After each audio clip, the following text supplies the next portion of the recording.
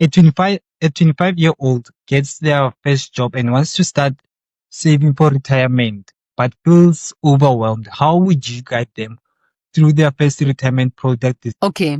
Firstly, Tepiso, being in that situation of your first job, it is vital to make good decisions because this will literally determine whether you go into your financial planning or your plan into the future on the right step or the wrong step.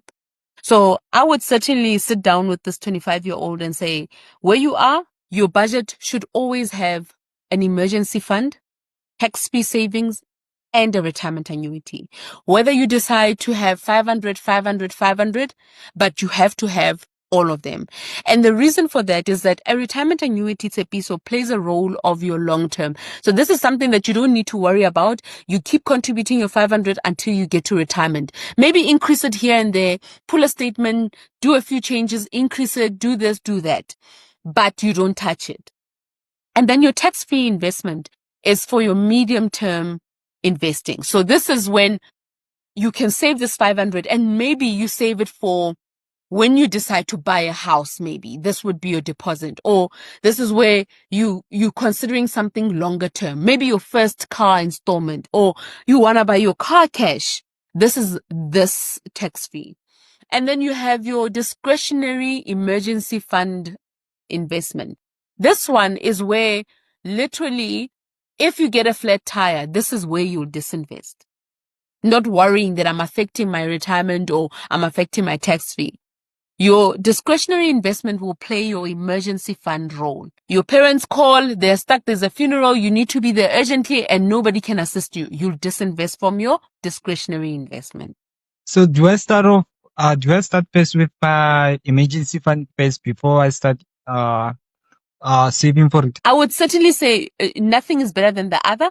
You start all three of them at the same time. Whether you start them, we have what we just launched, what we call the starter pack, which is for starters. When you're starting to invest, we would help you open a tax-free investment for 300 a month, a discretionary investment, the emergency fund for 300 a month, and a retirement annuity for 400 a month.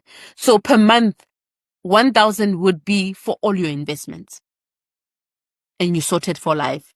So what are the most common mistakes you see among young professionals make when they're studying?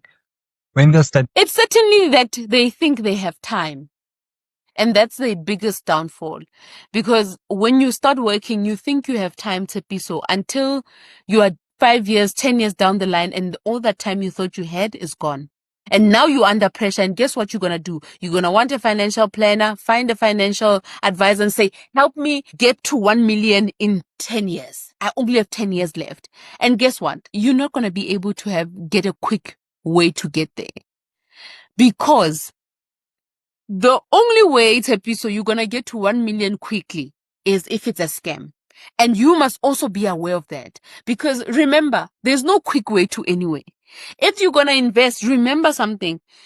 Investing is for the longer term, and it's the compounding that helps you. Because you invest 500 today, 500 next month, the same time, but it's compounding. So you get interest on your 500. Now next month, it's no longer 500, but it's 510.